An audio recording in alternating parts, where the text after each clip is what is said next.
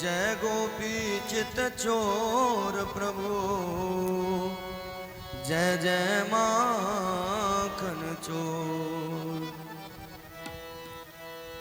श्री राधे राधे राधे गोविंद राधे राधे राधे राधे गोविंद राधे राधे राधे राधे गोविंद राधे राधे राधे राधे गोविंद राधे राधे राधे राधे गोविंद राधे राधे राधे राधे गोविंद राधे राधे राधे राधे गोविंद राधे गोविंद राधे गोपाल राधे गोविंद राधे गोपाल राधे गोविंद राधे गोपाल राधे गोविंद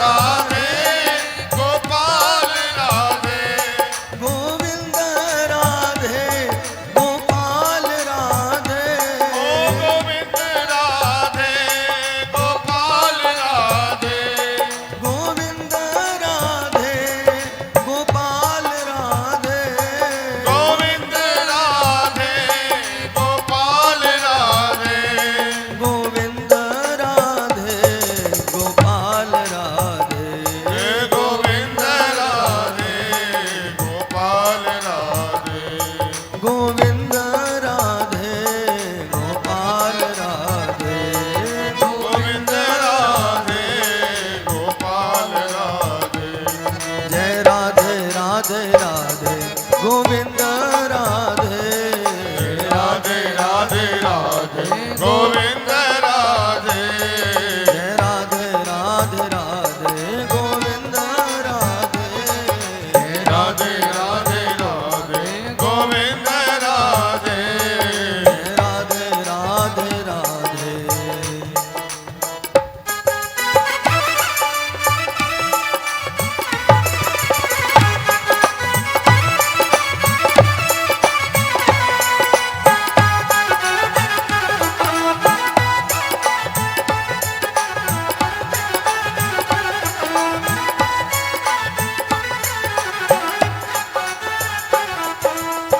गोविंद राधे गोपाल राधे गोविंद राधे गोपाल राधे गोविंद राधे गोपाल राधे गोविंद राधे गोपाल राधे गोविंद राधे गोपाल राधे गोविंद राधे गोपाल राधे गोविंद राधे गोपाल राधे गोविंद राधे गोपाल राधे जय राधे राधे राधे गोविंद राधे जय राधे राधे राधे गोविंद राधे जय राधे राधे राधे गोविंद राधे जय राधे राधे राधे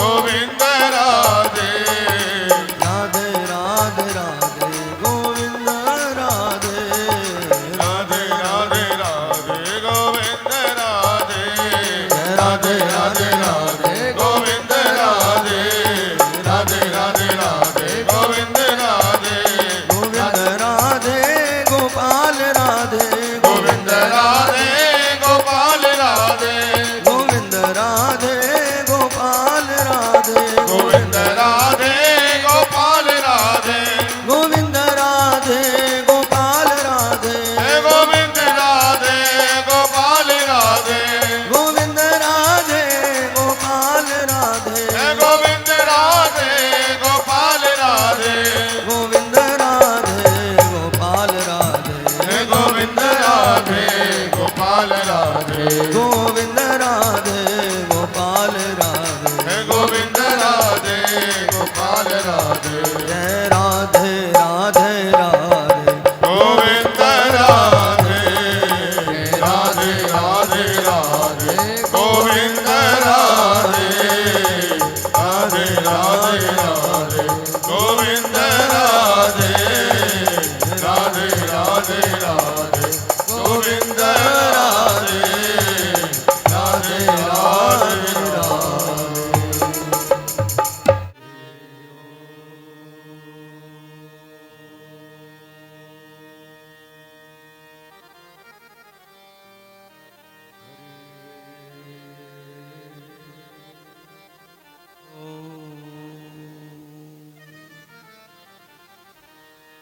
हरि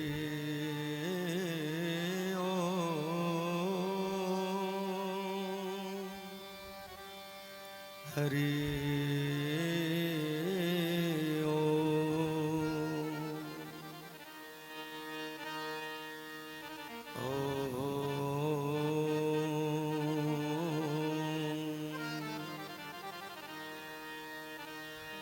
वक्रतुंड महाकाय सूर्यकोटि समप्रभ निर्विघ्नं कुरु मे देव सर्वकार्येषु सर्वदा।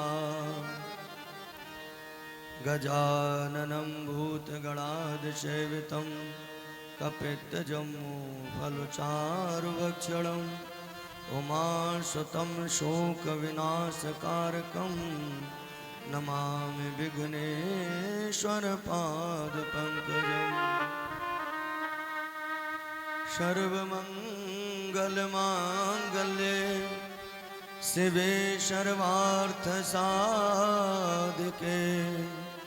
शरण्ये त्र्यम्बके गौरी नारायणी नमोस्तुते।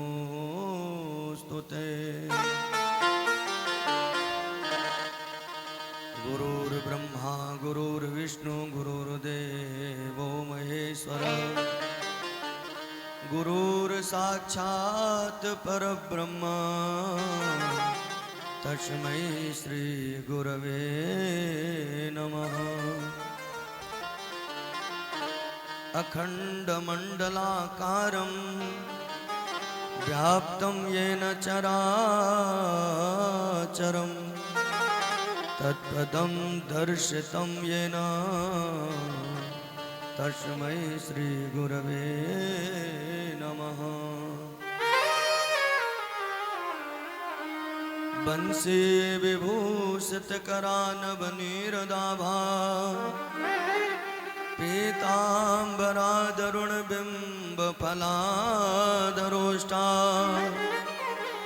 पूर्णेन्दुसुन्दरमुखादरविन्दनेत्रा कृष्णात् परम किमपि तत्त्वमहं न जाने। अतुलितबलधामं हेमशैलावदेहं धनुजवनकृशानं ज्ञाननामग्रगण्यं सकलगुणनिधानं वानराणामधीशं रघुपतिप्रियभक्तं वातजातं नमामि। मनोजवं मारुततुल्यवेगं जितेन्द्रियं बुद्धिमतां वरिष्ठं वातात्मजं वानरयोतमुख्यं श्रीरामदूतं शरणं प्रपद्ये। कथा शुरू अब होते हैं सुनो वीर हनुमान आसन ले विराजियो मेरे पूर्ण करियो काम। भगवान श्री कृष्ण की श्रीमद् भागवत सप्ताह कथा ज्ञान यज्ञ रूपी षष्ठम दिवसीय कथा को श्रवण किया है, जिसमें हमने कल सुना था कि भगवान श्री धाम वृंदावन को छोड़ करके मथुरा गए। मथुरा में जाकर के जो कार्य करने के लिए मेरे प्रभु आए थे वो कार्य संपन्न किया। दुष्ट पापी कंस का वध किया और उसके बाद में द्वारकापुरी का निर्माण करा करके द्वारकाधीश बन गए। द्वारका के बहुत बड़े राजा हैं। रुक्मिणी माता के साथ में इनका विवाह हुआ है। भाव से बोली एक बार राधे राधे, और थोड़ा जोर से बोलना पड़ेगा। महाराज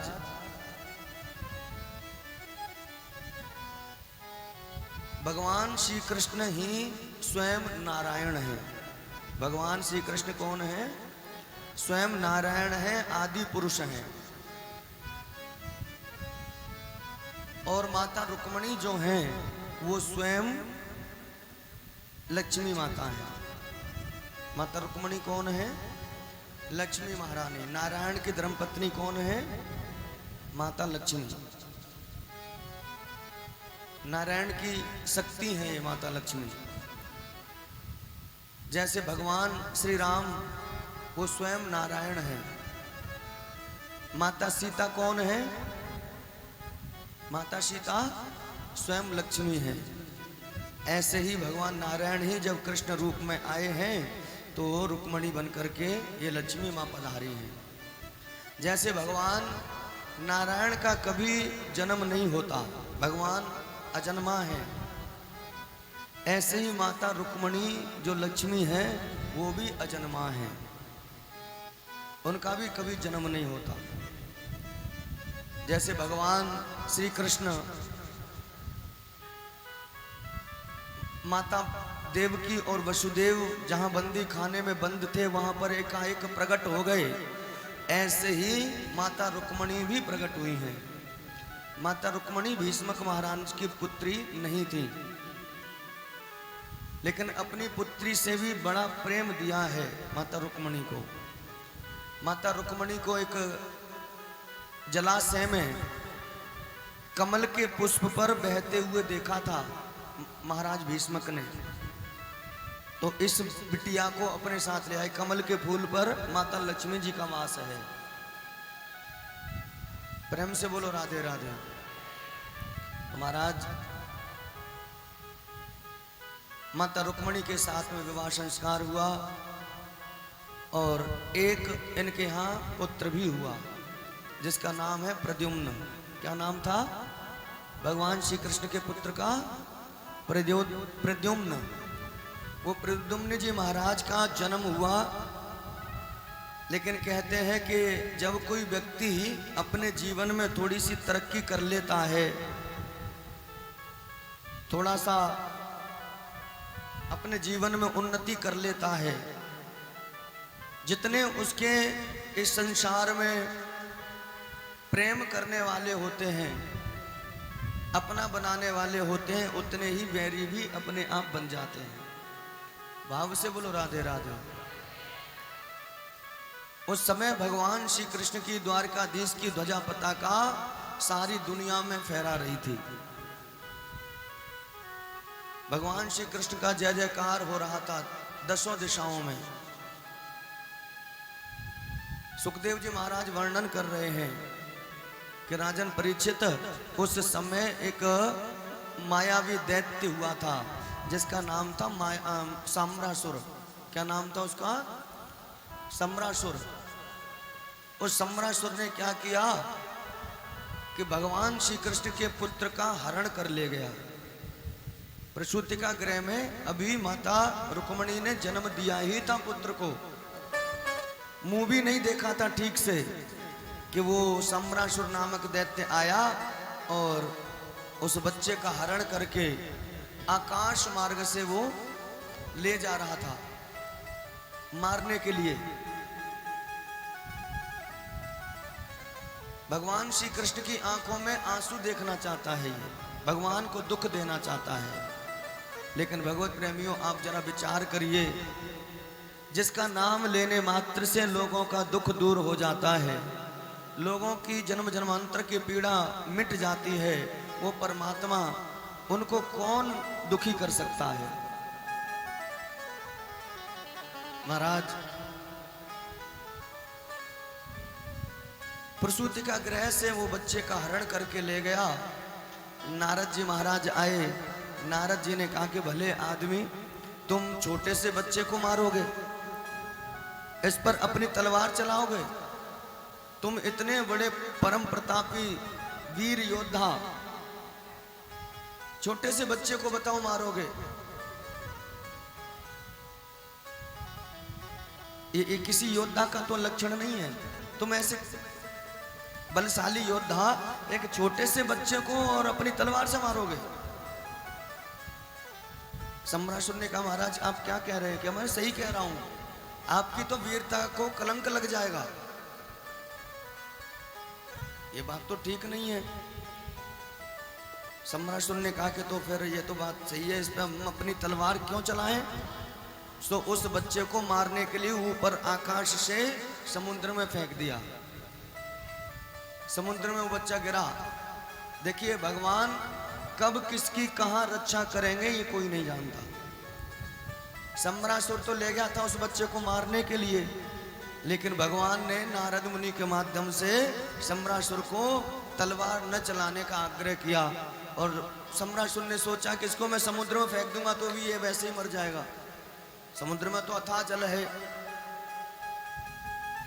हो ये वही जो राम रच रखा, होता वही है भगवत प्रेमियों, जो भगवान को पसंद है, भगवान करना चाहते हैं वही होता है। उस बच्चे को फेंका सम्रासुर ने समुद्र में, लेकिन समुद्र में कोई मछली आकाश की तरफ मुंह खोल करके श्वास भर रही थी, श्वास ले रही थी। वो बच्चा सीधा उस मछली के मुख में गिरा। भाव से बोलो राधे राधे। और वो पानी के घूंट के सहारे उस बच्चे को निगल गई। मछली को पकड़ा मछुआरों ने ले जा करके उस मछली को सम्रासुर के जहां बाजार लगते थे वहां बाजारों में जा करके बेच दिया। और देखिए होता क्या है, उस मछली को खरीदा भी किसने? सम्रासुर के ही रसोइयों ने, जो सम्रासुर का रसोई बनाने का काम करते थे। क्योंकि हम कथा में बता रहे थे मदिरा मांस तामसी भोजन ये राक्षसों का भोजन है। उस मछली को पकाने के लिए रसोई खरीद गए और खरीद करके उस मछली को काट करके पकाना चाहा। मछली को काटा गया, पेट चीरा गया, तो उस पेट में से वो नवजात शिशु, वो बच्चा मिला। कहते हैं जो रसोई बनाने वाली सम्रासुर की दासी थी उसके कोई औलाद नहीं थी, कोई संतान नहीं थी। सो उस बच्चे को पा करके वो बड़ी प्रसन्न हुई, उस बच्चे को अपने हृदय से लगा लिया कि परमात्मा ने मेरी सूनी गोद भर दी। ये भगवत प्रेमियों स्वर्ग की एक अप्सरा है जिसको सांख्य शास्त्र की विद्या प्राप्त है, सांख्य योग का दर्शन किया है इसने।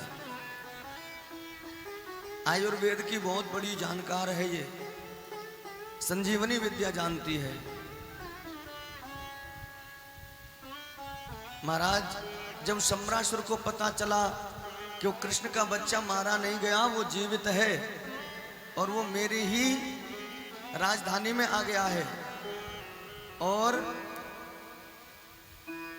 सम्रासुर जी के जो गुरु जी थे उन्होंने तो ये बात भी बता दी कि सम्रासुर सावधान हो जाओ, वो कृष्ण का बेटा ही तुम्हारा काल है, वही तुम्हें मारेगा। तो महाराज उस बच्चे को मारने का प्रयास किया, लेकिन विद्यावती नाम की दासी उस बच्चे के प्राणों की रक्षा के लिए उसको वो लेकर के भाग गई। और उसने वो विद्या जो पिछले जन्म में सीखी थी उस विद्या का प्रयोग उस बच्चे पर किया। और देखते ही देखते वो बच्चा थोड़ी ही देर में 20 वर्ष जैसा नवयुवक हो गया। घमासान युद्ध हुआ उसका सम्रासुर के साथ में, और संत महात्माओं की बात सिद्ध हो गई, सत्य हो गई कि भगवान कृष्ण के पुत्र प्रद्युम्न ने ही उस सम्रासुर का वध किया, सम्रासुर को मारा। ये प्रद्युम्न जी महाराज कौन है? परीक्षित ने पूछा तो सुखदेव जी बता रहे हैं प्रद्युम्न कोई और नहीं है, ये स्वयं कामदेव जी ही भगवान कृष्ण के पुत्र बने हैं। जब भोलेनाथ ने कामदेव को जला करके भस्म कर दिया कि जब सेवती सर नयन उघारा, जब सेवती सर नयन उघारा, कामदेव तब भयउ जर छारा, कामदेव तब भयउ जर छारा।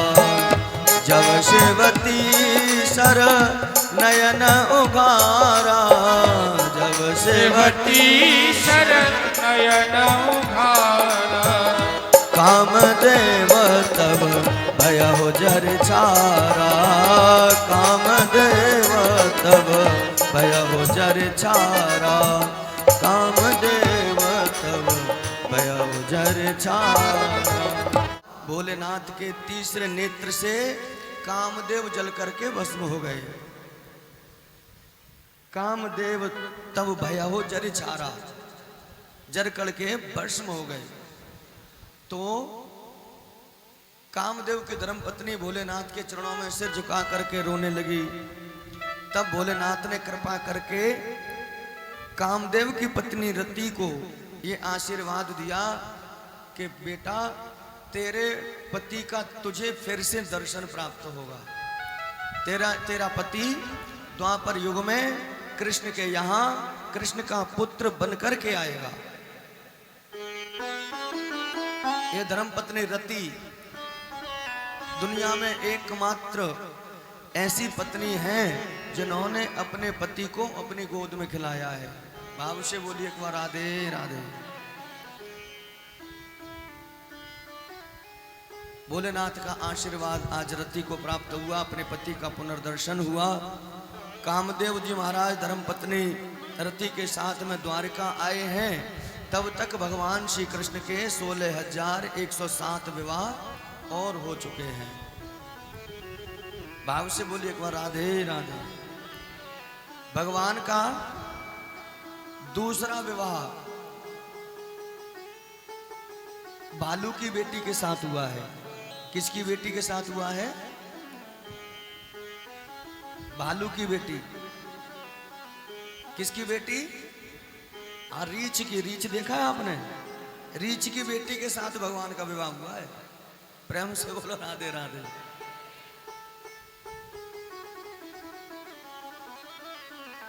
ये रीछ राज कौन है? ये भालू कौन है? सुखदेव जी महाराज से परीक्षित ने प्रश्न किया तो सुखदेव जी बता रहे हैं कि ये कोई और नहीं है, ये भगवान श्री राम जी के परम भक्त हैं। क्या नाम था भगवान के परम भक्त का नाम? जो भगवान हनुमान जी को भी जिन्होंने ज्ञान दिया था, बताएं क्या नाम था? कि जावमंत के बचन सुहाए। किसके बचन सुहाए थे हनुमान जी को? श्री जावमंत जी महाराज के। वो जावमंत जी महाराज भगवान श्री राम के भक्त हैं और जावमंत जी की ही बेटी से भगवान श्री कृष्ण का विवाह हुआ है। अब भाव से बोलो राधे राधे। भगवान श्री राम का दर्शन किया जावमंत जी महाराज ने। और अब क्या चल रहा है? द्वापर युग। क्या चल रहा था जी? द्वापर युग चल रहा था। द्वापर में भगवान कृष्ण का अवतार हुआ है। तो बताइए जावमंत जी की उम्र कितनी हो गई? जिन्होंने त्रेता युग में भगवान श्री राम का दर्शन किया और फिर उसके बाद द्वापर में कृष्ण का दर्शन किया। ये वरदानी थे, इनको वरदान दिया था भगवान श्री राम ने। जब भगवान श्री राम लंका पर विजय प्राप्त करके अयोध्या लौटे तो अयोध्या में जो सेना थी भगवान श्री राम की, वो सारी सेना भगवान के साथ अयोध्या में आई थी। जिसमें ऐसा भी लिखा है रामचरितमानस में कि विभीषण महाराज भी आए हैं। विभीषण को लंका का राजा बनाया। रावण के छोटे भाई है विभीषण। रावण जब मारा गया तो विभीषण को लंका का राजा बनाया। फिर विभीषण जी महाराज, सुग्रीव, नल, नील, जामवंत, स्वयं हनुमान जी, सारी सेना भगवान की अयोध्या में आई और बहुत दिनों तक अयोध्या में ही सेना ने आराम किया है। लेकिन धीरे धीरे समय आया जब एक एक करके लोग अपने अपने घरों को जाने लगे, अपने अपने राजधानियों को लौटने लगे वापस। तो भगवान ने प्रत्येक को कुछ न कुछ दे करके विदा किया। भगवान ने किसी को भी खाली हाथ नहीं छोड़ा। क्योंकि भगवान का दर्शन ही ऐसा होता है कि भगवान सबकी झोली भरने वाले हैं, सबको वो देने वाले हैं। लेते कभी किसी से नहीं है, देना ही सीखा है मानो। ये जीवन हमको दिया जीने के लिए, जीवन चलाने के लिए अन्न की व्यवस्था कौन करता है? वही भगवान। अन्न से भी ज्यादा कीमती है जल, जल की व्यवस्था कौन करता है? वही भगवान। और उस जल से भी ज्यादा कीमती है वायु, क्योंकि अन्न के बिना तो हम 2-4 दिन भूखे रह सकते हैं, पानी के बिना नहीं रह सकते। पानी के बिना भी 2-4 घंटे तो रह ही सकते हैं, लेकिन उससे भी कीमती है हवा। हवा के बिना हम 2 मिनट भी नहीं रह सकते। तो वो किसने बनाई? वो केवल भगवान ने बनाई। भगवान सबको देते हैं। वही परमात्मा श्री राम जब सारी सेना अयोध्या से वापस अपने अपने घर जा रहे थे लोग, तो भगवान ने प्रत्येक का ध्यान रखा, किसी न किसी कुछ न कुछ दे करके विदा किया। किसी ने कुछ नहीं मांगा तो किसी को वरदान दे दिया कि जाओ तुम वरदान ले जाओ। तो ऐसे ही बारी आई है किसकी? श्री जामवंत जी महाराज की। जामवंत जी जाने लगे तो भगवान ने इनको भी कहा कि तुम भी कुछ लेते जाओ जामवंत, तुमने भी हमारी बड़ी सेवा करी है। बोले प्रभु अब मुझे क्या चाहिए? कि नहीं नहीं कुछ तो लेना होगा। तो जामवंत जी ने कहा कि प्रभु यदि देना चाहते हो तो मेरी एक इच्छा पूरी कर दो। क्या इच्छा है जामवंत? भगवान श्री राम बोले। तो जामवंत जी ने कहा कि मेरी इच्छा है, मैं आपसे युद्ध करना चाहता हूं। प्रेम से बोलो राधे राधे। मैं आपसे क्या करना चाहता हूं? युद्ध करना चाहता हूं, लड़ाई लड़ना चाहता हूं। तो भगवान श्री राम मुस्कुराए और जामवंत जी से बोले कि हमसे युद्ध लड़ाई कुश्ती लड़ना चाहते हो तुम? देखो भैया ये तो बात हमारी समझ से बाहर है। हम हैं भगवान, तुम हमारे भक्त। भक्त का और भगवान का यदि झगड़ा हो तो महाराज ये तो धर्म के विरुद्ध है, और हम मर्यादा पुरुषोत्तम हैं, ऐसा तो नहीं हो सकता। और तुम हमसे लड़ाई करना क्यों चाहते हो ये तो बताओ। तो जामवंत जी बोले कि स्वामी मैं इसलिए आपसे युद्ध करना चाहता हूं कि मैं जब रावण से युद्ध कर रहा था, रावण जो था ना महाबलशाली, वो प्रत्येक वीर योद्धा से लंका में जब युद्ध चल रहा था तो वो युद्ध करने के लिए आया। घमासान युद्ध हुआ और एक बार जामवंत जी के साथ में युद्ध हुआ। जामवंत जी ने भगवान श्री राम का नाम लेकर के एक मुक्का मार दिया रावण के। प्रेम से बोलो राधे राधे। एक मुक्का खा करके एक मुष्टि का प्रहार जामवंत जी ने किया और रावण कहते हैं 6 दिन तक बेहोश पड़ा रहा। कितने दिन तक? वो होश में ही नहीं आया। तो जामवंत जी को लगा कि यदि मेरा दूसरा मुष्टिक लग जाता तो उसकी तो राम नाम सत्य हो जाती, रावण को मारने का श्रेय मुझे चला जाता। और जामवंत जी को हो गया अहंकार। अहंकार भक्ति में बाधक है। कल हम कथा में कह रहे थे, भक्ति रूपी यमुना में जब कालिया नाग रूपी अहंकार आ जाता है तो भगवत प्रेमियों भक्ति रूपी यमुना जो है वो प्रदूषित हो जाती है। जामवंत जी के अहंकार आ गया। बोले रावण को मारने का श्रेय तो मुझे मिल जाता, लेकिन अगली बार का इंतजार कर रहे थे जामवंत, अब की बार आएगा तो हम लड़ेंगे। लेकिन अगली बार जब आया तो राम जी से मुलाकात हो गई और राम जी ने अपने बाणों से रावण का वध कर दिया। जामवंत जी के मन की बात मन में ही रह गई। सो आज जब जा रहे थे तो बोले कि मुझे तो आपसे युद्ध करना है। आपने रावण को मारने का श्रेय मुझे नहीं मिलने दिया। रावण को मारना कोई बड़ी बात थी क्या? मैं ही मार देता। विचार करो, एक मुक्का खाकर 6 दिन तक बेहोश पड़ा रहा जो, उसमें यदि दूसरा लग जाता तो क्या वो उठ पाता? तुमने मुझे रावण को मारने का श्रेय नहीं मिलने दिया। तो भगवान मुस्कुराए, बोले तो इसके लिए तुम हमसे युद्ध? बोले हाँ, मैं देखना चाहता हूं कि आपकी बाजुओं में कितनी शक्ति है, कितना बल है। भगवान ने कहा भैया ये इस समय तो असंभव है। क्यों? क्योंकि आप हमारे भक्त और हम आपके भगवान। भक्त का और भगवान का पहली बात तो युद्ध हो ही नहीं सकता। क्यों? क्योंकि ना तो भक्त भगवान पर प्रहार करेगा, ना भगवान भक्त पर प्रहार करेंगे। भक्त भगवान से प्रेम करता है तो वो ये सोचेगा मैं भगवान पर अपना हाथ कैसे उठाऊं, भगवान पर अपनी गदा कैसे चलाऊं। और हम भगवान हैं, हम जानते हैं कि हमारे जो भक्त होते हैं वो तो निर्बल होते हैं। मैं निर्बलों का तो मैं ही बल हूं। मैं अपने भक्तों को जो मेरा भजन करते हैं, जो वृक्षों के सूखे पत्ते खा खा करके मेरा नाम रटते रहते हैं, मैं उनको कैसे मारूंगा? तो अभी तो ये असंभव है।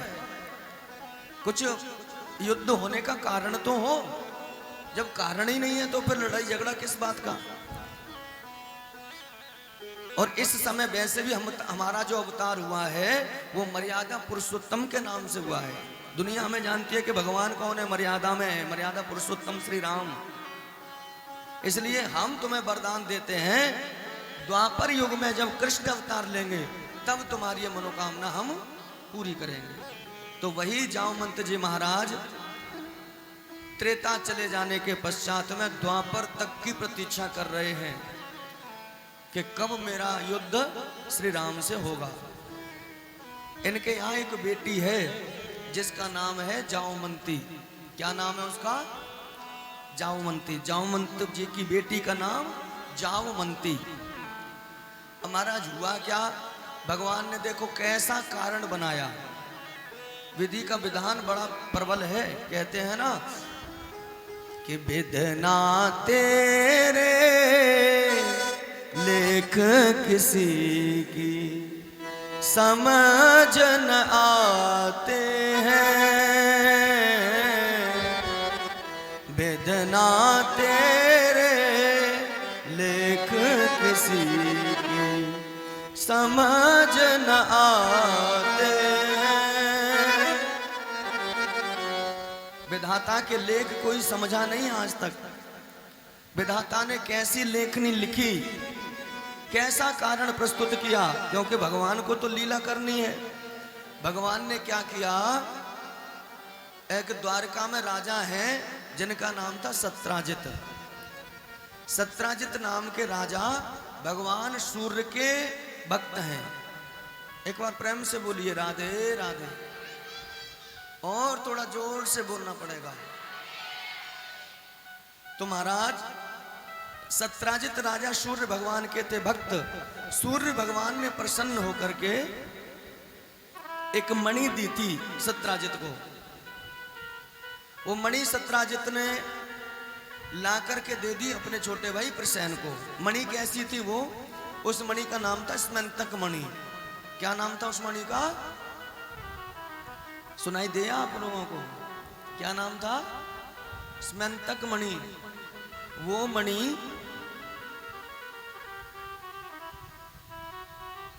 4 कुंटल सोना, ध्यान से सुनना, रोजाना देती थी।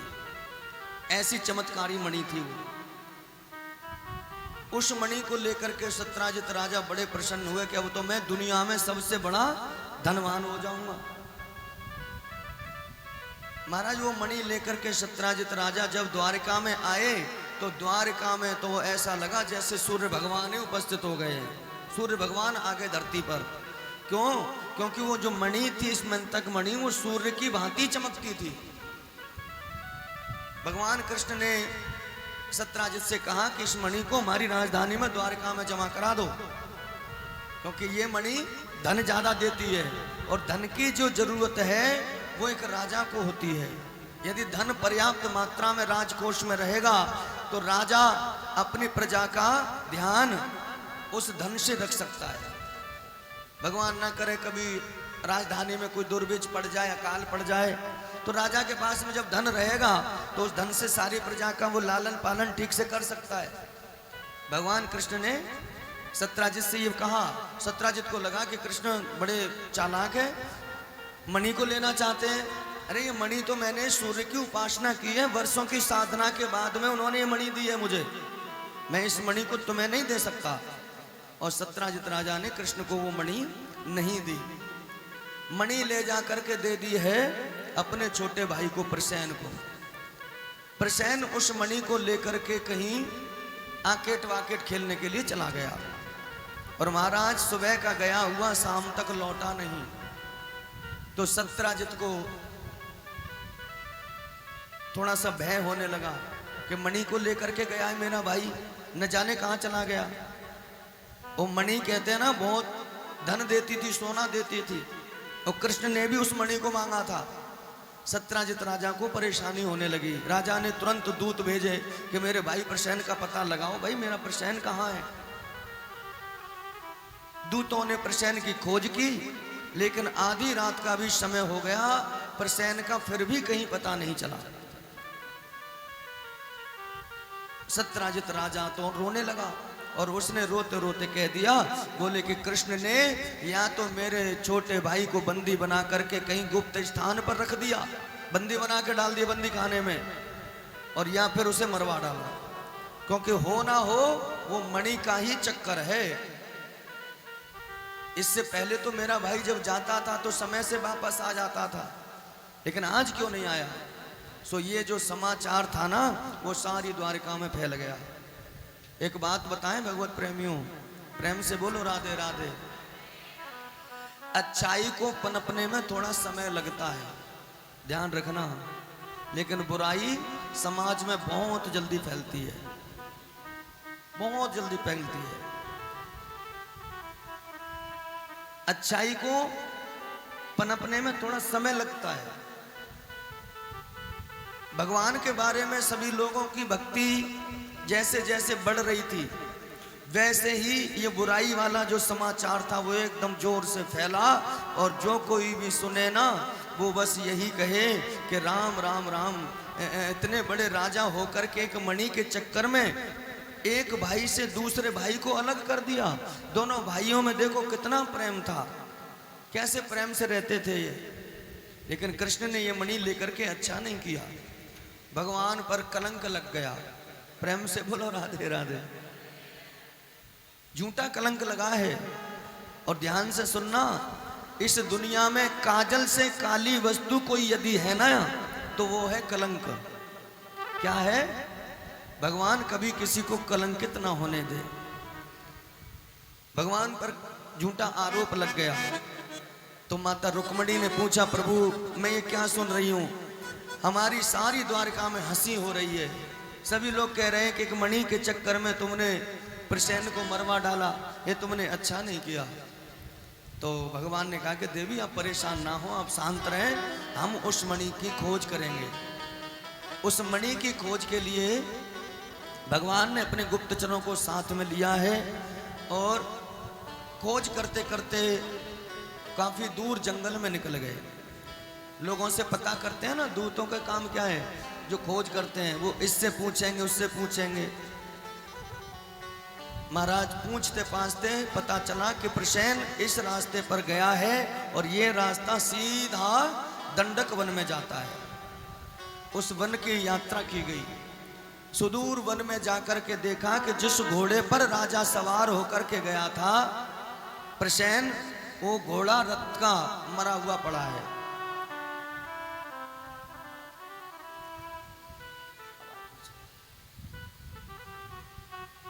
घोड़े को देख करके अनुमान लगा लिया गया कि घोड़ा तो प्रसेन का ही है, लेकिन वो प्रसेन कहां गया वो दिखाई नहीं दे रहा है। उस घोड़े के पास में कुछ रक्त फैला था, कुछ वस्त्र और आभूषणों से पता चला कि ये प्रसेन के ही है, लेकिन प्रसेन का कहीं पता नहीं है। लेकिन जहां रक्त था, रक्त के पास में ही कुछ चरण चिन्ह बने थे, एक शेर के, किसके? सिंह के। तो अनुमान लगाया गया कि हो ना हो उस सिंह ने प्रसेन को या तो खा लिया या कहीं वो लेकर के भाग गया। तो शेर के पद चिन्हों की खोज की गई। शेर के पदचिन्हों पर चलते चलते सुदूर जंगल में देखा कि वो शेर भी मरा पड़ा है। जहां शेर मरा पड़ा था वहां प्रसन्न नहीं था। अनुमान लगाया गया कि ये किसने मार दिया, लेकिन शेर के पास में कुछ पद चिन्ह बने थे जो एक रीछ के थे। किसके थे? रीछ के। अनुमान लगाया गया कि हो ना हो प्रसन्न को तो मारा है शेर ने और इस शेर को मारा है रीछ ने। चले पता करें, कहीं तो होगा, ये रीछ भी मिलेगा, स्मंतक मणि का पता चल जाए। सो महाराज रीछ राज की वो पद चिन्हों की खोज की गई। रीछ राज के पद चिन्हों पर चलते चलते एक गुफा में वो पद चिन्ह जा रहे थे, तो भगवान श्री कृष्ण ने अपने दूतों से कहा, भैया तुम यहीं गुफा के बाहर ठहरो, मैं अकेला जाकर के पता लगाता हूं कि इस गुफा में कौन है और हमारी स्मंतक मणि कहाँ है, प्रसन्न कहाँ है, हम देखेंगे। भगवान ये कह करके अपने गुप्तचरों को गुफा में अंदर प्रवेश कर गए। देखिए होता वही है ना जो राम रच राखा। भगवान ने कैसी लीला करी है। जामवंत को दर्शन देना था, सो ऐसा कारण बना कि जामवंत जी की गुफा में जा पहुंचे। और जामवंत जी की बिटिया उस मणि से खेल रही थी। महाराज बड़ी अच्छी थी मणि, सूर्य की भांति चमकती थी, तो कभी ऐसे करके छुपा ले, कभी वो मुस्कुराए, कभी उछाले। महाराज बड़ा आनंद ले रही थी उस मणि के साथ में। लेकिन भगवान श्री कृष्ण जब गुफा में अंदर प्रवेश किए तो भगवान को देख करके वो अपरिचित थे। पहले तो कभी ऐसा दिव्य पुरुष देखा नहीं था उस बेटी ने। सो वो दौड़ करके अपने पिता के पास में पहुंची। जामवंत जी महाराज बाहर आए। जामवंत जी ने देखा, पुत्री क्या बात है? बोले बात क्या पिताश्री, हमारी गुफा में कोई अनजाना व्यक्ति घुसा आया है। तो जामवंत जी ने भगवान कृष्ण से पूछा, अरे भैया तुम कौन हो और हमारी गुफा में ऐसे कैसे अंदर घुसे चले आ रहे हो? क्या तुम जानते नहीं हो गृहस्थियों का धर्म है कि गृहस्थी कभी भी गृहस्थ के घर जाएं तो फिर दरवाजे पर जरूर आहट करके अंदर जाएं। बिना बुलाए या बिना आहट किए अंदर जाना नहीं है, यह अपराध है। कौन हो आप? लगता है आप में कोई सभ्यता नहीं है। भगवान मुस्कुराए और मुस्कुराते हुए बोले कि भैया जी क्षमा करना, जो हमने सीखा है वही हम जानते हैं। तुम कह रहे हो कि किसी दूसरे के घर में, हमें तो इस दुनिया में कोई भी घर पराया लगता नहीं है, हमारे तो अपने ही घर लगते हैं। तो जामवंत जी को क्रोध भी आया कि कैसा अद्भुत पुरुष है, हम जो बात कह रहे हैं उसको काट रहा है। हमने कहा था इनसे कि किसी के घर में बिना आहट किए नहीं जाना चाहिए, और ये तो कह रहा है कि हमें तो सारे घर अपने जैसे लग रहे हैं।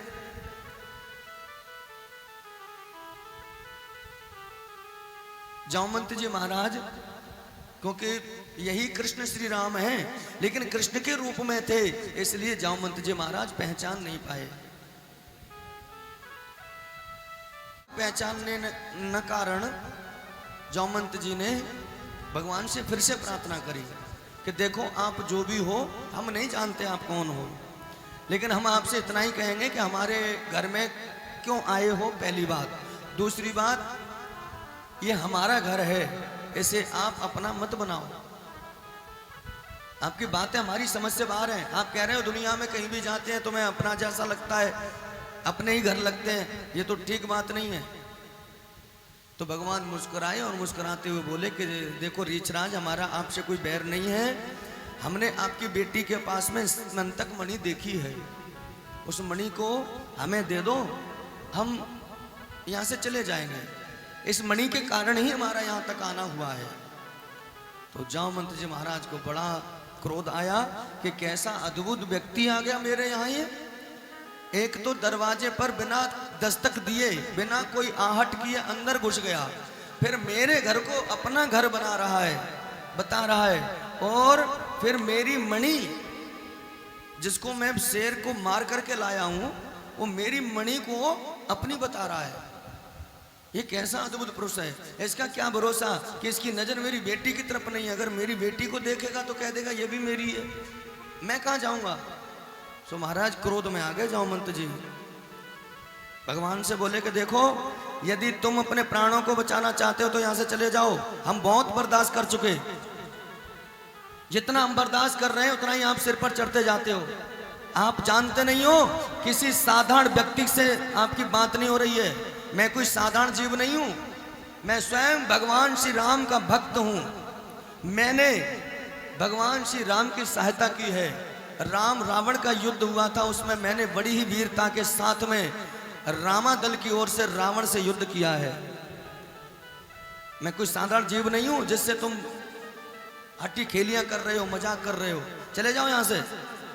भगवान मुस्कुराए, मुस्कुराते हुए बोले कि यदि आप श्री राम प्रभु के भक्त हैं तो हम भी तो उन्हीं के भक्त हैं,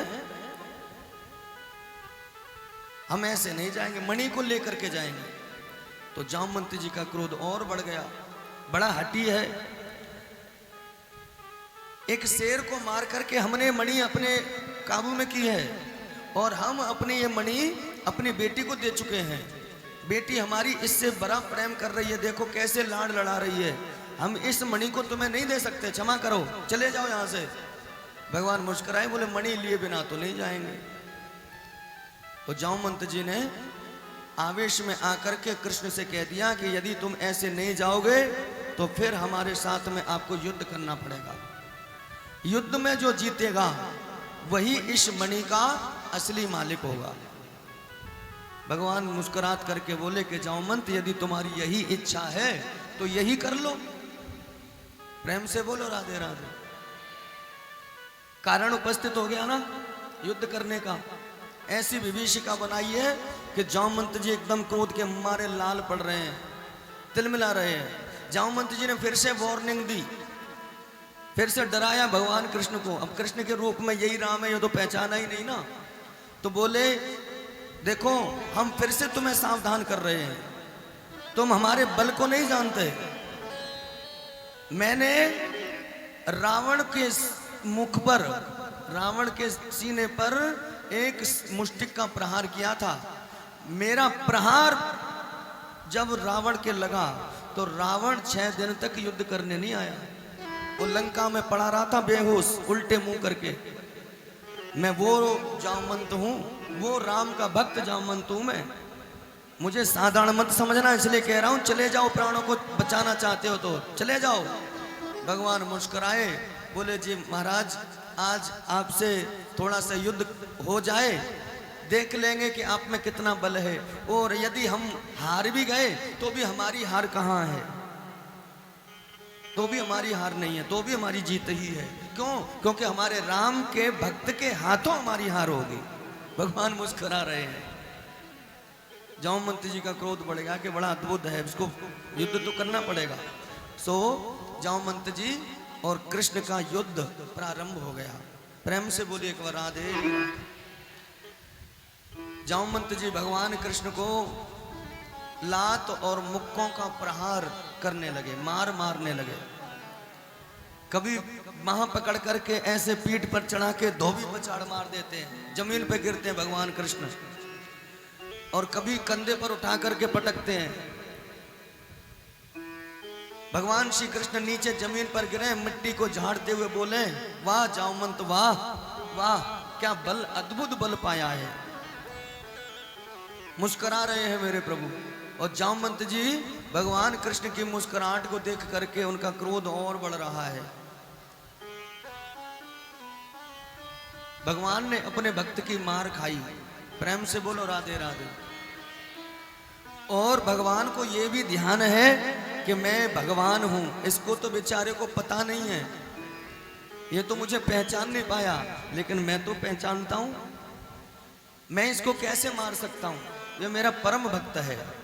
इसलिए भगवान ने प्रहार नहीं किया है जामवंत पर, बल्कि जामवंत के प्रहारों को, लात और मुक्कों को अपने ऊपर सहा है। बार बार मुष्टिक का प्रहार लगता है। कनपटी को ऐसे झाड़ते बोलते, महाराज वाह वाह, क्या बल है जामवंत आप में।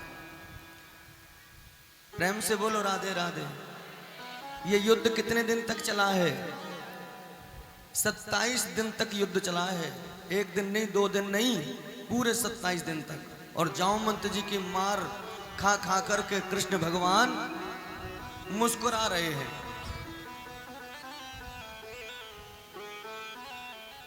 विचार करो जरा, मार खाने वाला जो होता है वो मुस्कुराता है कि रोता है?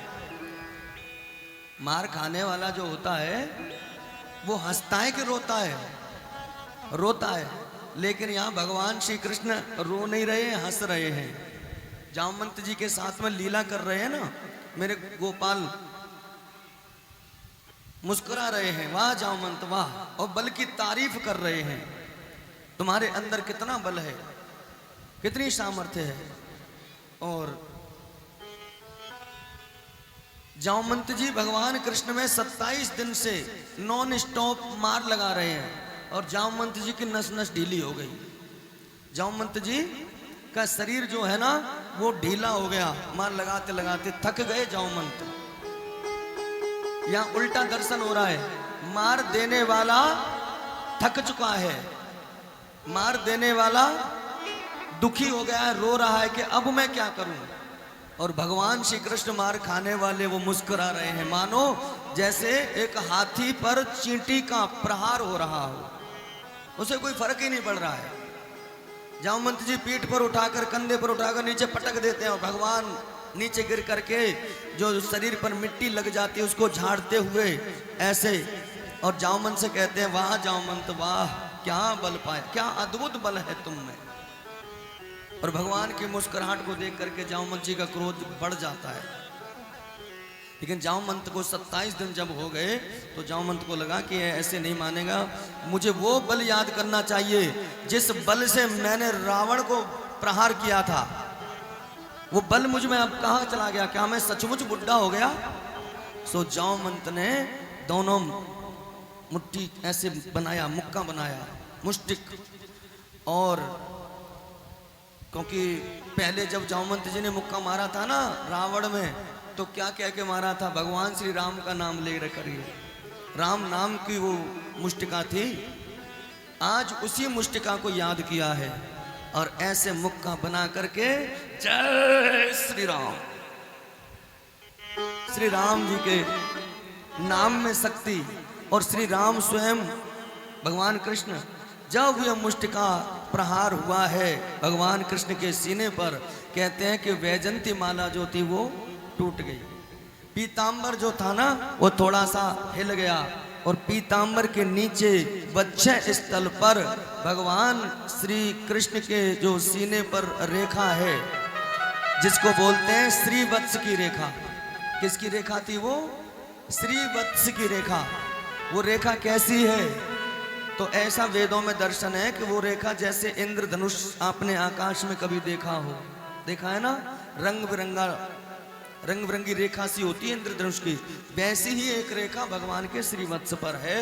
और इसी से पहचान होती है कि यही भगवान है। नहीं तो बैकुंठ में जितने भी लोग हैं वहां पर वो सभी भगवान के जैसे ही सुंदर दिखाई देते हैं।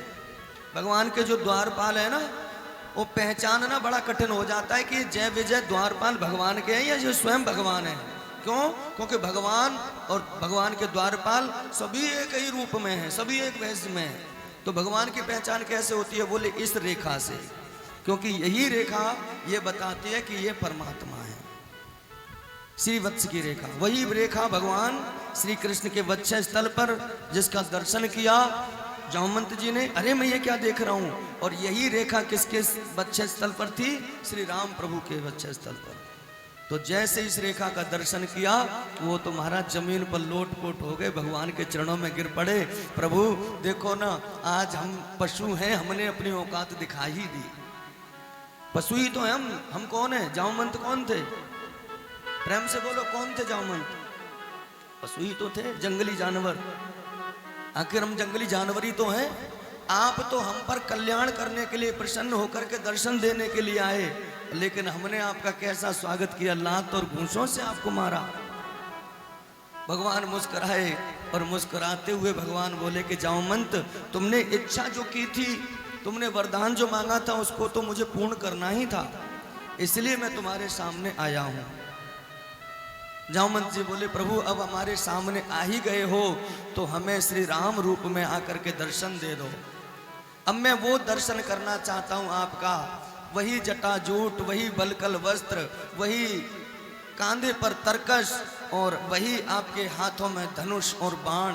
प्रभु आपका वो मनमोहन रूप मैं आप फिर से देखना चाहता हूं। तो भगवान श्री कृष्ण ने जामवंत जी के लिए वही फिर से राम रूप धारण किया है। बोले राजा रामचंद्र भगवान की। राम रूप में मेरे प्रभु आए, जामवंत जी ने दर्शन किए और फिर से भगवान श्री कृष्ण अपने रूप में आए। जामवंत जी से बोले, जामवंत तुमने जो वरदान मांगा था वो हमारा पूर्ण हो गया, और हमारी लीला थी जो हम दर्शन दे करने के लिए तुम्हें आए थे, अब हम जा रहे हैं। भगवान जब जाने लगे तो जामवंत जी ने कहा कि प्रभु अब आप मत जाओ, जाना तो अब मुझे पड़ेगा, मेरा जीवन अब पूरा हो गया, क्योंकि मैं इसी आस में अब तक जीवित था, अब मैं इस शरीर को छोड़ करके जाना चाहूंगा।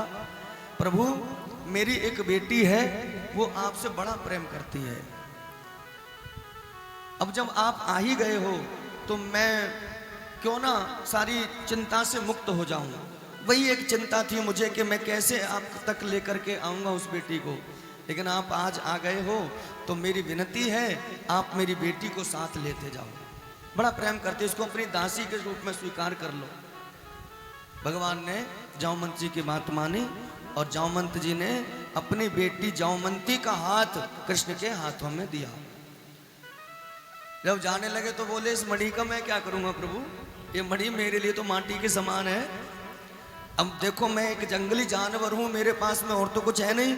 संसार के लोग जब अपनी बेटियों का विवाह करते हैं तो अपनी मेहनत की, परिश्रम की, कमाई का बहुत कुछ अपनी बिटिया को देते हैं, मेरी बेटी लेती जा लेती जा। देखिए दहेज लेना और दहेज देना ये दोनों ही अपराध हैं, ध्यान रखना। अगर आपके घर बेटा है तो कभी भी ये इच्छा मत करना कि बेटे का विवाह हम ऐसे घर में करेंगे जहां से हमें गाड़ी मिलेगी। ध्यान रखना, मेरी प्रार्थना है। बस भगवान से ये इच्छा जरूर करना, ये प्रार्थना जरूर करना कि जो बेटी हमारे घर बहू बन करके आ रही है वो अपने भाग्य साथ लेकर के आए, क्योंकि उस बेटी से हमारा वंश आगे बढ़ेगा, उस बेटी से हमारा कुल आगे बढ़ेगा। और ध्यान रखना, अगर बेटी वो सचमुच में ही आपने उस पर कृपा करी है, दहेज वहेज की कोई मांग नहीं करी, अगर वो बेटी का भाग्य तेज होगा, अगर वो उसकी कृपा हो गई तो वो गाड़ियों की एक की मांग तुम करते हो, न जाने कितनी गाड़ियां तुम्हारे यहाँ पे खड़ी कर देगी। तो कभी भी ध्यान रखना, दहेज लेना और दहेज देना दोनों ही अपराध हैं। भेंट स्वरूप में आप चाहे कुछ भी दो बेटी को, लेकिन पहले से देखो दहेज किसे कहते हैं। दहेज वो कहा जाता है जो बेटे बेटी का विवाह तय कर दिया और हमने पहले से लिस्ट रख दी कि बोले जी ये चीज हमें चाहिए, वो मांग कर दी, उसको बोलते हैं दहेज। और बिना मांगे जो ले लिया गया या दे दिया गया उसको कहते हैं सेवा, उसको कहते हैं भेंट, सम्मान। समझ पा रहे हैं ना? कहते हैं ना, बिना मांगे मोती मिले और मांगे मिले ना। हाँ, मांगने वाला हमेशा ऐसे रहता है, ध्यान रखना। मांगने वाले की ऐसी औकात होती है, वो ऐसे ही रहता है हमेशा, और देने वाला ऐसे रहता है। और दोनों की बात बता रहे हैं ना, तो इसकी मांगने वाले की कभी पूर्ति होती है और देने वाले की कभी कमी नहीं आती। ध्यान रखना, फैसला हमारे अपने हाथ में है कि हम ये बनेंगे या ये बनेंगे। हैं? भाव से बोलो राधे राधे। जामवंत जी महाराज ने स्मंतक मणि चरणों में रख दी कि प्रभु इसको लेते जाओ, धन्य है ये स्मंतक मणि कि इसके कारण मुझे आपका दर्शन हुआ। भगवान उस मणि को ले गए और दूसरा विवाह भी भगवान का हो गया। किसके साथ हुआ दूसरा विवाह? भूल गए, जामवंती के साथ। पहला विवाह किसके साथ हुआ? रुक्मणी के साथ। और वो मणि ले जाकर भगवान ने सत्यजित को लौटा दी क्योंकि इसी ने तो द्वारिका में ये हंगामा कर दिया कि मणि कृष्ण ने ले ली, कृष्ण ने ले ली। तो सत्राजित को मणि वापस कर दिया। अब सत्राजित को बड़ा दुख हुआ कि देखो ना, मैंने कितनी बड़ी भूल कर दी। इस कृष्ण को दुनिया कहती है कि यही परमात्मा है, यही भगवान है, और मैंने भगवान को ही झूठा कलंक लगा दिया। ये तो मैंने अच्छा नहीं किया। अब वो बड़े दुखी, लेकिन उनको पता चला कि मेरी बेटी जो है सत्यभामा, वो कृष्ण से प्रेम करती है, और सत्यभामा जो थी वो बड़ी सुंदर भी थी। सो सत्यभामा का रिश्ता लेकर के सत्राजित स्वयं देवकी और वसुदेव जी के पास में पहुंचे हैं। इनसे प्रार्थना करिए कि मैं अपनी बेटी का विवाह आपके छोटे पुत्र कृष्ण से करना चाहता हूं, अगर आपकी स्वीकृति हो जाए तो। अब वसुदेव और देवकी इसलिए मना नहीं कर पाए कि सत्यभामा जो थी वो बहुत सुंदर थी। तो महाराज तीसरा विवाह भगवान का हुआ है सत्राजित की बेटी सत्यभामा से। अब भाव से बोलो एक बार राधे राधे। चतुर्थ विवाह भगवान का हुआ है माता कालिंदी से। किसके साथ हुआ है? कालिंदी। कालिंदी कौन है?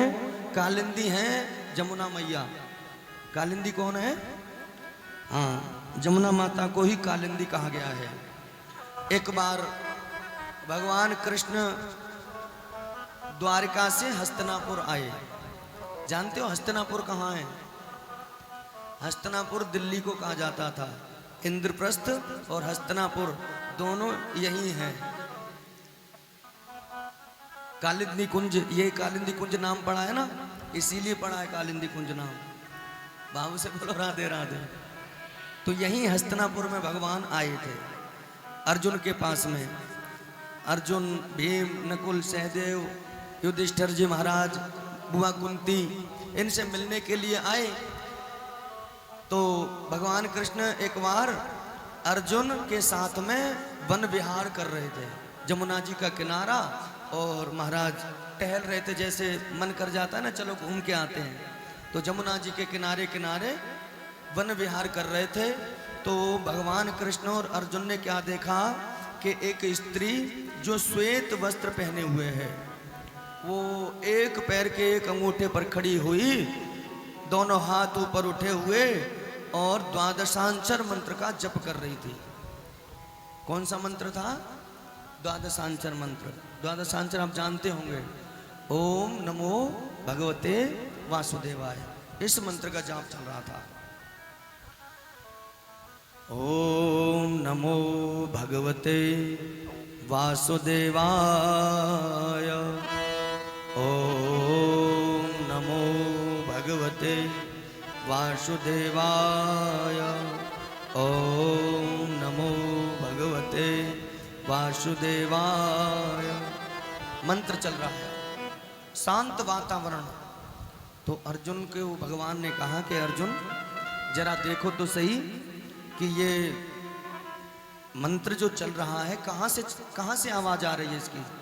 झाड़ियों के उस पार जमुना जी के बिल्कुल किनारे पीपल के वृक्ष के नीचे वो स्त्री खड़ी थी। तो अर्जुन ने कहा कि ठीक है, हम जरा पता करके आते हैं। सो अर्जुन भैया पता करने के लिए गए। वो स्त्री भगवान नाम में डूबी हुई थी। अर्जुन ने जाकर के उसको पूछा कि देवी तुम कौन हो और किसके लिए इतना कठोर तप कर रही हो, क्योंकि इस वन में तो बड़े जंगली जानवरों का डर है। तुम अकेली इस जंगल में जंगली जानवरों के बीच तुम्हें डर नहीं लगता? कोई तुम्हें क्षति पहुंचा सकता है, दुर्घटना हो सकती है। कौन हो तुम और क्यों लगी हो इतना कठोर तप करने में, क्या चाहती हो? तो उस स्त्री ने अपना परिचय कराया और वो बोली कि अहम देवस्य सविदुर्दहितापति मिच्छति विष्णु वरेण्यं वरदं तपः परमावस्थिता। भैया मेरा नाम यमुना है। मेरा नाम क्या है? जमुना। उस स्त्री ने अपना परिचय दिया और कहा कि एक दूसरा नाम मेरा कालिंदी भी है और मैं यमराज की बहन हूँ और सूर्य की बेटी हूँ। मैं किसकी बेटी हूँ? जमुना मैया किसकी बेटियां हैं? सूर्य की, और यमराज की बहन है। महाराज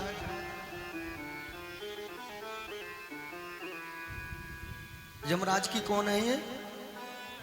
बहन। प्रेम से बोलो राधे राधे। हमारे वेदों में एक कथा ऐसी है कि अगर बहन और भाई, चाहे बड़ा भाई हो चाहे छोटी बहन हो, चाहे बड़ी बहन हो चाहे छोटा भाई हो, लेकिन भाई बहन हो सगे, और दोनों मिल करके यदि वृंदावन में यमुना जी नहा आए, स्नान करने, जैसे गंगा जी नहाने जाते हैं, यदि वृंदावन नहा आए, तो वेदों में ऐसा वर्णन है कि उस बहन को और उस भाई को यमराज दर्शन नहीं देते। हाँ, यमराज का दर्शन नहीं होता। यमुपुरी जाने से सबको डर लगता है कि लगता? क्योंकि यमराज कौन है? यमराज पापों की सजा देने वाले हैं। पापी व्यक्ति ही यमराज के पास जाता है। पुण्य आत्मा तो यमराज के पास जाता क्या, यमराज का दर्शन भी नहीं होता। वो तो सीधा या तो बैकुंठ जाएगा या स्वर्ग जाएगा। लेकिन जिसने पाप किए हैं, जिसने ज्यादा अधर्म किए हैं, वो कहाँ जाता है? यमपुरी में। और यमपुरी के राजा हैं यमराज। यमराज की बहन है माता यमुना। तो ऐसी मान्यता वेदों में वर्णन है कि अगर बहन भाई जिसको भी डर हो कि हमें यमराज का दर्शन ना हो, हमें यमपुरी जाना ना पड़े, पाप तो देखो सभी करते ही है, तो वो अपने जीवन में एक बार बहन और भाई मिल करके यमुना जी जा करके नहा लें, यमुना जी में जा करके गोता लगा लें। अगर वेदों की यह बात सत्य है तो मुझे भी विश्वास है कि फिर यमराज का दर्शन आपको नहीं होना चाहिए। तो महाराज उसने अपना परिचय कराया, और परिचय कराते कराते बोली माता यमुना कि भैया मैं कृष्ण के लिए, कृष्ण को पति रूप में पाने के लिए इतना कठोर तप कर रही हूँ। तो अर्जुन मुस्कुरा करके बोले कि देवी कदाचित यदि भगवान कृष्ण तुम्हारे सामने आ गए तो तुम उन्हें पहचान लोगी? बोले हाँ पहचान लूंगी। अच्छा, वो तुम्हारे सामने आ गए तो तुम उन्हें अपना पति कैसे बनाओगी? बोले कैसी बात कर रहे हो, मैंने अपने हाथों से वरमाला तैयार कर रखी है, वो देखो पीपल की ऊंची डाली पर टंगी हुई है, एक बार आए तो सही, वो मेरे सामने आएंगे, वरमाला उनके गले में डाल दूंगी। तो भगवान बोले, ओ अर्जुन